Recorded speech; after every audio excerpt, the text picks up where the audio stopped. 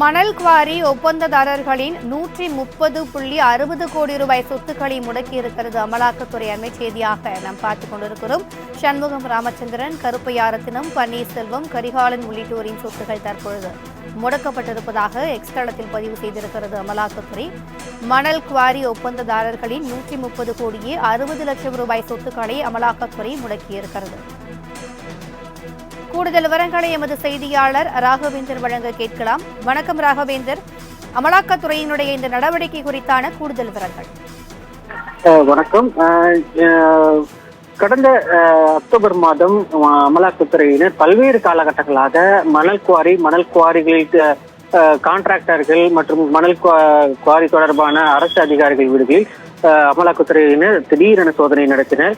அந்த சோதனையின் போது பல்வேறு ஆவணங்கள் கைப்பற்றப்பட்டது. மேலும் அப்போது பல்வேறு சொத்து ஆவணங்கள் கைப்பற்றப்பட்டதாகவும் அமலாக்கத்துறை சார்பில் தெரிவிக்கப்பட்டிருந்தது. இந்த நிலையில் அமலாக்கத்துறை சார்பாக தற்போது கிட்டத்தட்ட ஒரு 130 கோடி ரூபாய் மதிப்புள்ள ஒரு அசையா சொத்துக்கள்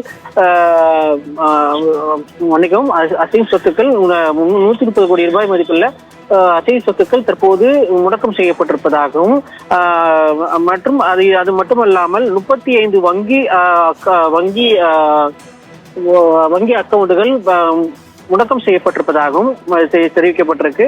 அதில் இந்த கிட்டத்தட்ட இந்த சண்முகம், ராமச்சந்திரன், கருப்பையா, ரத்தினம், பன்னீர்செல்வம், கரிகாலன் உள்ளிட்ட இவங்களுடைய தொடர்புடைய இடங்களில் இவர்களுடைய தொடர்புடைய சொத்துக்கள் மற்றும் ஆவணங்கள் கைப்பற்றப்பட்டு அவர்களுக்குண்டான சொத்துக்கள் கைப்பற்றப்பட்டிருப்பதாக அமலாக்கத்துறை சார்பில் தெரிவிக்கப்பட்டிருக்கு. மற்றும் 128 கோடி ரூபாய் மற்றும் 259 மணல் குவாரி தொடர்பான ஆவணங்கள் கைப்பற்றப்பட்டிருப்பதாகவும் தெரிவிக்கப்பட்டிருக்கு. மேலும் இது தொடர்பான விசாரணை துரிதப்படுத்தப்பட்டு நடவடிக்கை எடுக்கப்பட்டு வருவதாக அமலாக்கத்துறை சார்பில் தெரிவிக்கப்பட்டிருக்கு.